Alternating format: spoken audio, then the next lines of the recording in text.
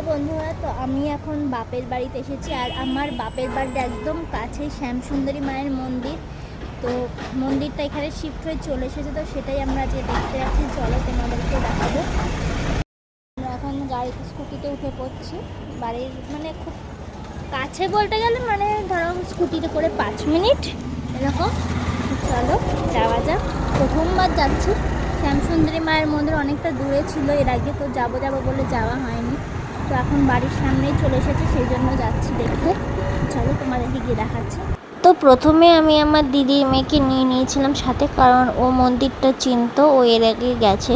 তো তোমাদেরকে আমি জাস্ট লোকেশনটা বলছি। আমরা যেহেতু মুকুন্দপুর দিয়ে যাচ্ছিলাম, আমার মুকুন্দপুরে বাপের বাড়ি, সেই জন্য দেবীশেট্টি হয়ে যাচ্ছিলাম। তো তোমরা যদি বাইপাস দিয়ে আসো তাহলে অভিদীপ্তার যে গেট নাম্বার 1 ঠিক তার অপোজিটে দেখবে যে অপোজিটের ফুটে যে গলিটা রয়েছে, ঠিক তোমার ওই কলেজটা, ম্যানেজমেন্ট কলেজের পাশেই একদম গলিটা। ওই গলিটা একদম স্ট্রেট যাবে, একদম সোজা চলে যাবে। সোজা গিয়েই তোমার একদম যেখানে ধাক্কা মারছে আর কি, ঠিক তার লেফটে চলে যাবে। লেফটে গেলেই তোমরা দেখতে পারবে একটা সাদা রঙের বিল্ডিং।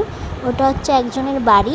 তো উনি স্বপ্নাদেশ পেয়েছিলেন, মায়ের স্বপ্ন পেয়েছিলেন, তো সেই জন্য উনি ওনার বাড়িটা মাকে দিয়ে দেন। তো তোমরা একদম নিচের বাড়িটা 3 তলা, আই থিঙ্ক 3-4 তলা।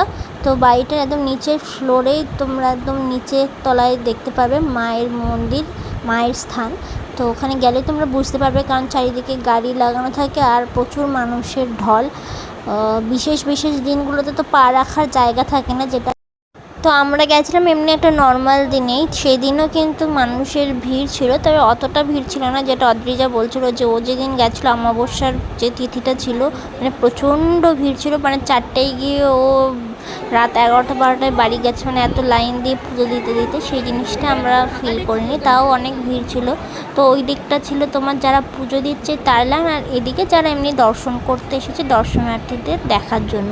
তো আমরা সেদিনকার পুজো দিইনি, যেহেতু সন্ধ্যাবেলায় গেছি। নেক্সট দিন যখন যাব সকাল যাব, স্নান করে একেবারে পুজো দেব। তো সেদিন আমরা জাস্ট এমনি দর্শনের জন্যই গেছিলাম। তো দেখো এই যে মায়ের মন্দির, এত ভিড়, আমি গিয়ে যে সামনের দিয়ে তুলবো সেই স্কোপটা পাইনি। তো দেখো কোনোভাবেই দেখাচ্ছি। তো এদিকে জগন্নাথ দেবদেরও মূর্তি আছে, এদিকে সরস্বতী ঠাকুর, অনেক রকম ঠাকুরই রয়েছে। তো দেখো আমাদের বেরিয়ে গেছি দেখে, আর দেখে বাইরেটা, এটা হচ্ছে ভোগের লাইন পড়েছে এত বিশাল বড়। তো আমাদের দেখা হয়ে গেছে। তো ভিডিওটা এখানেই এন্ড করছি। ভালো লাগলে অবশ্যই like, comment, share and subscribe.